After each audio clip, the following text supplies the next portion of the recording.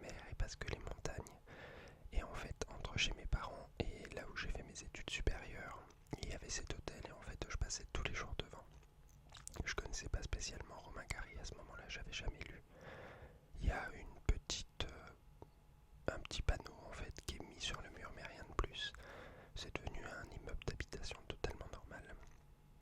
Et donc voilà, Romain Gary, donc c'est un auteur qui est né en 1914 et décédé en 1970. C'est un des plus grands auteurs français malgré tout, parce que il a eu, chose assez marrante, il a eu 2 prix concours en fait. Il en a eu un premier en l'année je me rappelle plus exactement. Il a donc eu un prix concours avec Les Racines du Ciel dans un premier temps. Et après, il a publié la Promesse de l'Aube que je vais vous lire. Et ensuite, un petit peu plus tard dans sa vie, pas très longtemps en fait, il a commencé à écrire des livres sous pseudonyme. Et il a écrit La vie devant soi. Et en fait, l'auteur qui était Romain Gary était inscrit comme étant Émile Ajar. Et donc, il a eu le prix concours également. Il y a eu toute une affaire autour parce que personne ne savait qui était l'auteur et on pensait que c'était une autre personne, Paul Pavlovitch je crois. Et finalement on a appris plus tard que c'était bien Romain Gary. Donc voilà, Romain Gary globalement il a vraiment des romans très bien écrits. C'est d'un point de vue littéraire je trouve ça très beau, très riche et c'est touchant. Dans La Promesse de l'Aube c'est aussi toute une histoire, enfin c'est en grande partie biographique, toute une histoire autour de son enfance. Ça parle beaucoup de sa maman. Et il a fait la Seconde Guerre mondiale. Il a été diplomate aussi pour la France plus tard. Enfin, il a une vie vraiment extrêmement pleine, extrêmement riche. Et donc, on va lire ça ensemble. Et je vous invite à lire Romain Gary parce que pour le coup, déjà pour avoir eu 2 prix concours, un prix concours, c'est pas le truc le plus simple à avoir parce que ça nécessite une certaine qualité littéraire. En avoir 2, c'est quand même assez exceptionnel, même s'il y a eu une petite entourloupe, mais bon, ça, on va pas lui en vouloir. Et sinon, j'ai un peu oublié, mais j'espère que vous allez bien. Je sais pas quand sera diffusée cette vidéo, mais si c'est pendant les vacances d'été, j'espère que vous passez de bonnes vacances. Et si jamais vous voulez vous abonner et soutenir la chaîne, n'hésitez pas, ça ferait extrêmement plaisir. C'est toujours un régal de voir de nouvelles personnes commenter, liker, regarder. Vraiment, ça fait extrêmement plaisir. Donc, je vais vous lire Romain Gary, La Promesse de l'Aube.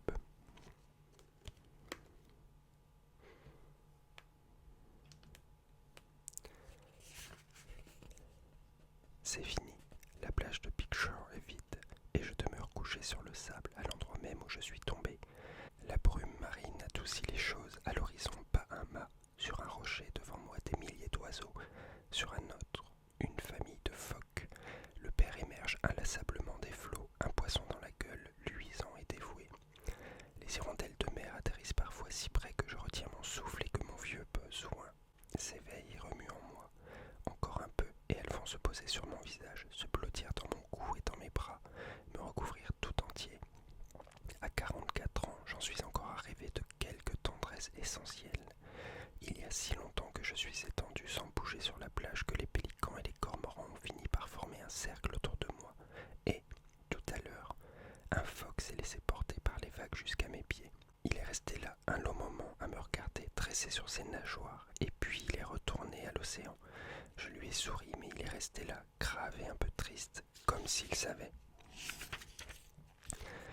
Ma mère avait fait 5 heures de taxi pour venir me dire adieu à la mobilisation à Salon de Provence, où était alors sergent instructeur à l'école de l'air. Le taxi était une vieille Renault délabrée. Nous avions détenu pendant quelque temps une participation de 50 puis de 25% dans l'exploitation commerciale du véhicule. Il y avait des années maintenant que le taxi était devenu propriété exclusive de son ex-associé, le chauffeur Rinaldi. Ma mère, cependant, avait tendance à croire qu'elle possédait toujours quelques droits moraux sur le véhicule, et comme Rinaldi était un être doux, timide et impressionnable, elle abusait un peu de sa bonne volonté. C'est ainsi qu'elle s'était fait conduire par lui de Nice à Salon de Provence, 300 km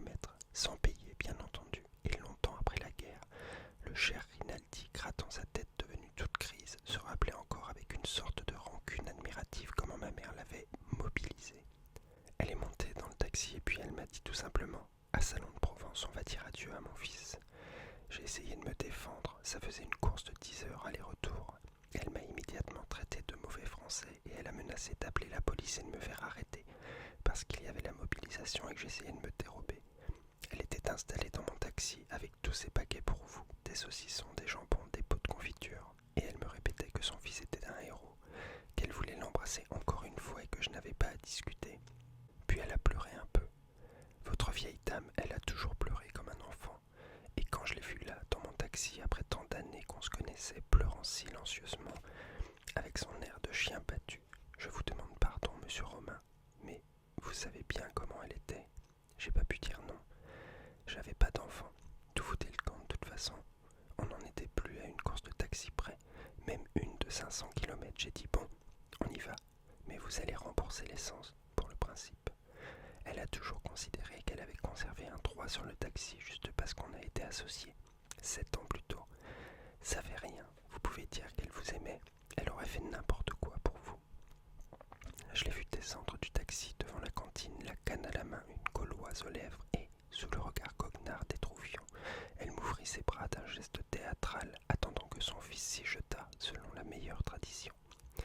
J'allais vers elle avec des involtures roulant un peu les épaules, la casquette sur l'œil, les mains dans les poches de cette veste de cuir qui avait tant fait pour le recrutement de jeunes gens dans l'aviation, irrité et embarrassé par cette irruption inadmissible d'une mère dans l'univers viril où je jouissais d'une réputation péniblement acquise de dur, de vrai et de tatoué.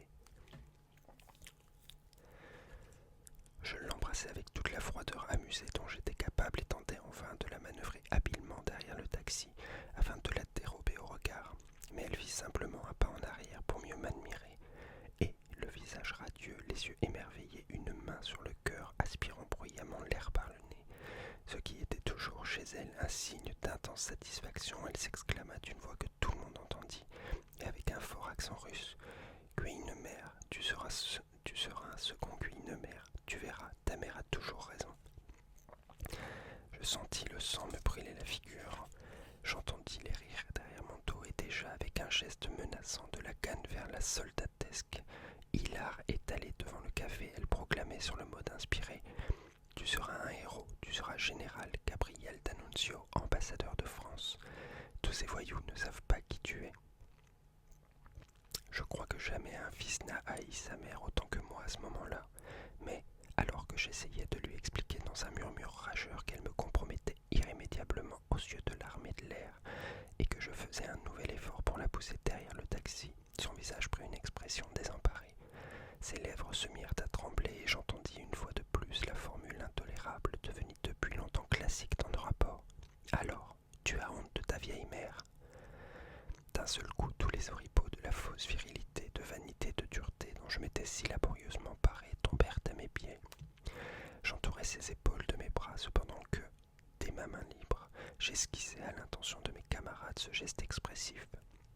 Le médius, soutenu par le pouce et animé d'un mouvement vertical de va-et-vient, dont le sens, je le sus par la suite, était connu des soldats du monde entier, avec cette différence qu'en Angleterre, 2 doigts étaient requis là où un seul suffisait dans les pays latins.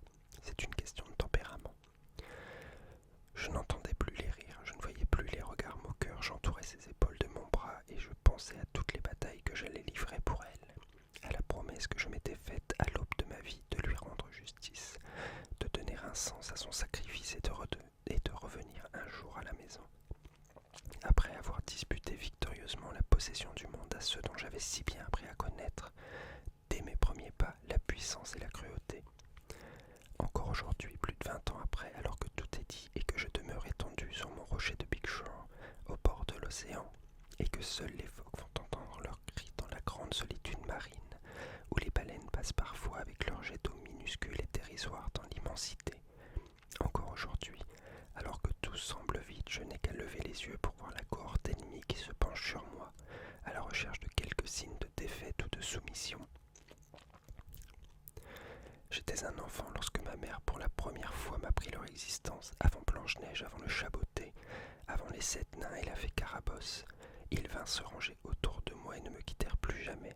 Ma mère me les désignait un à un et murmurait leurs noms en me serrant contre elle. Je ne comprenais pas encore, mais déjà je pressentais qu'un jour pour elle j'allais les défier. À chaque année qui passait, je distinguais un peu mieux leur visage. À chaque coup qu'ils nous portaient, je sentais grandir en moi ma vocation d'insoumis. Aujourd'hui, ayant vécu au bout de ma course, je les vois encore clairement dans le crépuscule de Big Shore. Et j'entends leur voix, malgré le grondement de l'océan. Leurs noms viennent tout seuls à mes lèvres et mes yeux d'homme vieillissant retrouvent pour les affronter le regard de mes 8 ans. Il y a d'abord Totoche, le dieu de la bêtise, avec son derrière rouge de singe, sa tête d'intellectuel primaire, son amour éperdu des abstractions. En 1940, il était le chouchou et le doctrinaire des Allemands.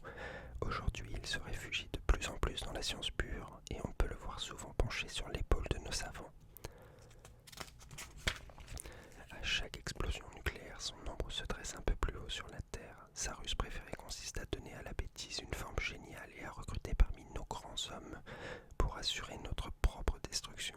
Il y a Merzavka, le dieu des vérités absolues, une espèce de cosaque debout sur des monceaux de cadavres, la cravache à la main avec son bonnet de fourrure sur l'œil et son rictus hilar. Celui-là est notre plus vieux seigneur et maître. Il y a si longtemps qu'il préside à notre destin qu'il est devenu riche et honoré.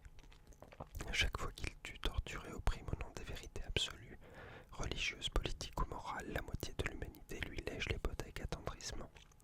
Cela l'amuse énormément, car il sait bien que les vérités absolues n'existent pas, qu'elles ne sont qu'un moyen de nous réduire à la servitude. Et, en ce moment même, dans l'air opalin de Big Shore, par-dessus l'aboiement des phoques, les cris des cormorans, l'écho de son rire triomphant roule vers moi de très loin, et même la voix de mon frère, l'océan ne parvient pas à le dominer. Il y a aussi Philoche, le dieu de la petitesse, des préjugés, du mépris, de la haine, penché hors de sa loge de concierge à l'entrée du monde habité. C'est un merveilleux organisateur de mouvements de masse, de guerre, de lynchage, de persécution, habile dialectien, père de toutes les formations idéologiques, grand inquisiteur et amateur de guerre sainte malgré son poil galeux, sa tête de hyène et ses petites pattes tordues. C'est un des dieux les plus puissants et les plus écoutés que l'on trouve toujours dans tous les camps, un des plus zélés gardiens de notre terre et qui nous en dispute la possession avec le plus de ruse et le plus d'habileté. Il y a d'autres dieux plus mystérieux et plus louches, plus insidieux et masqués, difficiles à identifier. Leurs cohortes sont nombreuses et nombreux leurs complices parmi nous. Ma mère les connaissait bien. Dans ma chambre d'enfant, elle venait m'en parler souvent, en pressant ma tête contre sa poitrine et en baissant la voix. Peu à peu, ces satrapes qui chevauchent le monde devinrent pour moi plus réels et plus visibles que les objets les plus familiers. Et leurs ombres gigantesques sont demeurées penchées sur moi jusqu'à ce jour. Lorsque je lève la tête, je crois apercevoir leur cuirasse étincelante et leur lance semble se braquer sur moi avec chaque rayon de soleil. Nous sommes aujourd'hui de vieux ennemis et c'est de ma lutte avec eux que je veux faire ici le récit. Ma mère avait été un de leurs jouets favoris. Dès mon plus jeune âge, je m'étais promis de la dérober à cette servitude. J'ai grandi dans l'attente du jour où je pourrais tendre enfin ma main vers la voile qui obscurcissait l'univers et découvrir soudain un visage de sagesse et de pitié.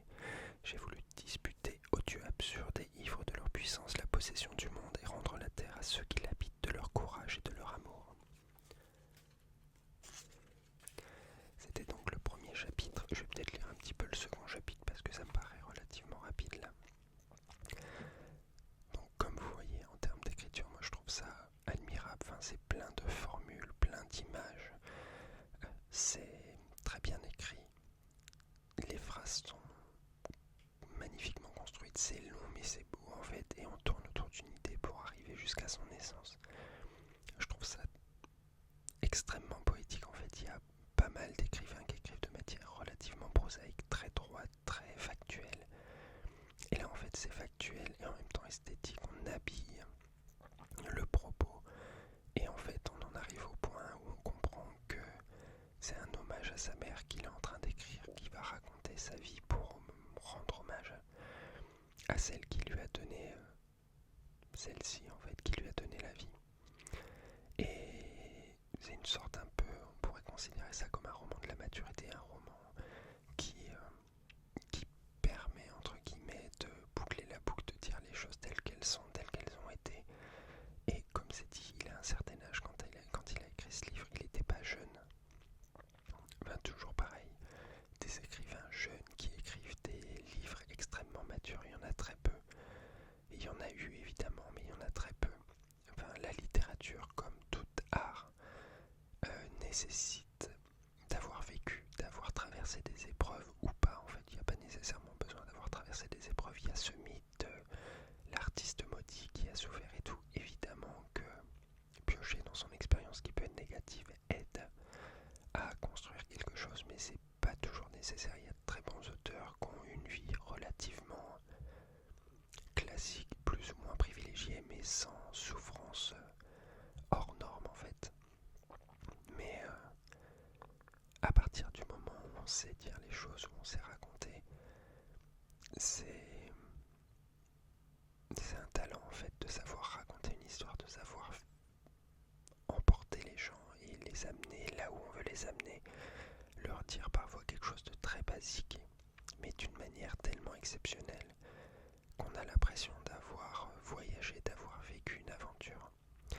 Et par exemple, pour ce cas précis, pour moi, Marcel Proust, La recherche du temps perdu, qui est un monument de la littérature mondiale, et française en l'occurrence, il y a ça, il y a cette idée relativement simpliste que les gens vieillissent et disparaissent et meurent et que le temps passe en fait. Sauf qu'il a étendu l'idée sur, je sais pas, il y a peut-être 5 ou 6 000 pages pour arriver à résumer ça qui aurait pu l'être en une phrase. Les gens vieillissent et changent. Et évidemment, il y a beaucoup plus de choses que ça dans le livre, mais globalement, l'idée, elle est là. Et les grands romans en général, c'est souvent une idée qui va être tellement bien travaillée, tellement bien habillée, qu'on arrive à en faire un ouvrage exceptionnel. Donc je vais vous lire un petit peu la suite, le second chapitre, peut-être pas en entier, des bruits de page. Vous remarquerez que j'ai fait assez peu d'efforts sur les triggers. Désolé si c'était pour ça que vous étiez venu, j'en suis un peu désolé. Chapitre 3, pas du tout. Chapitre 2, en plus je ne sais pas lire. Chapitre 2, parce qu'en fait en dessous il y a 13, donc ça s'est mélangé dans mon cerveau. Chapitre 2, ce fut à 13 ans, je crois, que j'eus pour la première fois le pressentiment de ma vocation. J'étais alors élève de 4e au lycée de Nice et ma mère avait à l'hôtel Negresco une de ces vitrines de couloir où elle exposait les articles que les magasins de luxe lui concédaient. Chaque écharpe, chaque ceinture ou chemisette vendue lui rapportait 10% de commission. Parfois, elle pratiquait une petite hausse illicite des prix et mettait la différence dans sa poche. Toute la journée, elle guettait les clients éventuels, fumant nerveusement d'innombrables gauloises, car notre pain quotidien dépendait alors entièrement de ce commerce incertain. Depuis 13 ans déjà, seule, sans mari, sans amant, elle luttait ainsi courageusement afin de gagner chaque mois ce qu'il nous fallait pour vivre, pour payer le beurre, les souliers, le loyer, les vêtements, le beefsteak du midi. Ce beefsteak qu'elle plaçait chaque jour devant moi dans l'assiette un peu solennellement, comme le signe même de sa victoire sur l'adversité. Je revenais du lycée et m'attablais devant le plat. Ma mère, debout, me regardait manger avec cet air apaisé des chiennes qui allaitent leurs petits. Elle refusait d'y toucher elle-même et m'assurait qu'elle n'aimait que les légumes et que la viande, et les graisses lui étaient strictement défendues. Un jour, quittant la table, j'allais à la cuisine boire un verre d'eau. Ma mère était assise sur un tabouret, elle tenait sur ses genoux la poêle à frire où mon beefsteak avait été cuit. Elle en essuyait soigneusement le fond graisseux avec des morceaux de pain qu'elle mangeait ensuite avidement, et, malgré son geste rapide pour dissimuler la poêle sous la serviette, je sus soudain dans un éclair toute la vérité sur les motifs réels de son régime végétarien. Je demeurai là un moment immobile, pétrifié, regardant avec horreur la poêle mal cachée sous la serviette et le sourire inquiet, coupable de ma mère, puis j'éclatai en sanglots et m'enfuis. Au bout de l'avenue Shakespeare, où nous habitions alors, il y avait un remblai presque vertical qui dominait le chemin de fer, et c'est là que je courus me cacher. L'idée de me jeter sous un train et de me dérober ainsi à ma honte et à mon impuissance me passa par la tête, mais presque aussitôt une farouche résolution de redresser le monde et de le déposer un jour aux pieds de ma mère, heureux, juste, digne d'elle, enfin me mordit au cœur d'une brûlure dont mon sang charria le feu jusqu'à la fin. Le visage enfui dans mes bras, je me laissai aller à ma peine, mais les larmes, qui me furent souvent si clémentes, ne m'apportèrent cette fois aucune consolation. Un un intolérable sentiment de privation, de dévirilisation, presque d'infirmité s'empara de moi. Au fur et à mesure que je grandissais, ma frustration d'enfant et ma confuse aspiration, loin de s'estomper, grandissaient avec moi et se transformaient peu à peu en un besoin que ni femme ni art ne devrait plus jamais suffire à apaiser. J'étais en train de pleurer dans l'herbe lorsque je vis ma mère apparaître en haut du talus. Je ne sais comment elle avait découvert cet endroit. Personne n'y venait jamais. Je la vis se baisser pour passer sous les fils de fer, puis descendre vers moi, ses cheveux gris pleins de lumière et de ciel. Elle vint s'asseoir à côté de moi, son éternelle gauloise à la main. Ne pleure pas, laisse-moi, ne pleure pas, je te demande pardon, tu es un homme maintenant, je t'ai fait de la peine. Laisse-moi, je te dis. Un trac passa sur la voie. Il me parut soudain que c'était mon chagrin qui faisait tout ce fracas. Je ne recommencerai plus. Je me calmai un peu, nous étions assis sur le remblai, tous les deux, les bras sur les genoux, regardant de l'autre côté. Il y avait une chèvre attachée à un arbre, un mimosa. Le mimosa était en fleurs, le ciel était très bleu et le soleil faisait de son mieux. Je pensais soudain que le monde donnait bien le champ, c'était ma première pensée d'adulte dont je me souvienne. Ma mère me tendit le paquet de gauloises. « Tu veux une cigarette ?» Non. Elle essayait de me traiter en homme. Peut-être était-elle pressée, elle avait déjà 51 ans, un âge difficile lorsqu'on n'a qu'un enfant pour tout soutien dans la vie. Tu as écrit aujourd'hui. Depuis plus d'1 an, j'écrivais. J'avais déjà noirci de mes poèmes plusieurs cahiers d'écolier. Pour me donner l'illusion d'être publié, je les recopiais lettre par lettre en caractère d'imprimerie. Oui, j'ai commencé un grand poème philosophique sur la réincarnation et la migration des âmes. Et voilà, je vais arrêter là parce que je sens qu'il y a pas mal de bruit autour. Il y a les ascenseurs qui tournent, il y a du monde qui passe. Donc, j'espère que ça vous a plu, que ce livre de Romain Gary vous a donné envie et que vous allez l'acquérir à la bibliothèque ou que sais-je. En tout cas, voilà, je vous invite à le lire, c'est vraiment un livre exceptionnel, c'est extrêmement beau, extrêmement poétique, c'est plein d'amour pour sa mère au travers d'aventures assez exceptionnelles. Et voilà, donc j'espère que cette vidéo vous aura plu. Je vous embrasse, je vous souhaite de passer une bonne journée